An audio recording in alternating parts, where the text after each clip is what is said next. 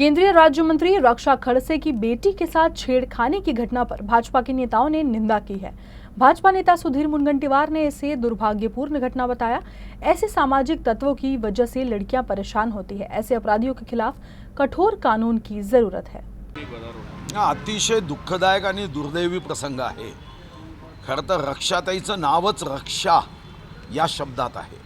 मला वाटतं की मी काल त्यांचा या संदर्भातला इंटरव्ह्यू बघत होतो। मलाही दुःख झालं आणि याच्या संदर्भातल्या कायद्यामध्ये काही त्रुटी आहेत। या अधिवेशनामध्ये हा विषय मांडणं गरजेचं मला वाटतंय, कारण आर्टिफिशियल इंटेलिजन्सीचा उपयोग करून काही टवाळखोर लोक मुलींना विविध माध्यमातून त्रास देतात। कधी त्यांचे फोटो काढले जातात। गरीब मुलींना यातून किती मनस्ताप होतो, म्हणजे हा खुनापेक्षा जास्त गंभीर गुन्हा आहे।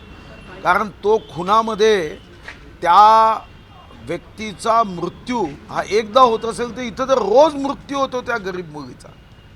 ब्लॅकमेलिंग केलं जातं आणि आमचे कायदे एवढे अपुरे आहे की आम्ही सांगतो ITच्या कायद्यामध्ये कोणी जर असं केलं तर त्याला आम्ही बेलेबल ऑफेन्स करतो। हे जेव्हा ठाणेदार सांगतात ना, तेव्हा तळपायाची आग मस्तकात येते आणि वाटतं की जय भवानी जय शिवाजी म्हणत छत्रपती शिवाजी महाराजांच्या राज्यात अशा कृत्याबद्दल ज्या पद्धतीने शिक्षा दिली जायची ती दिली पाहिजे। काय चालू आहे हा विचार करणं गरजेचं आहे आणि हे कायदे बदलवण्यासाठी काही कायदे अशासकीय विधेयकं मी सुचवली।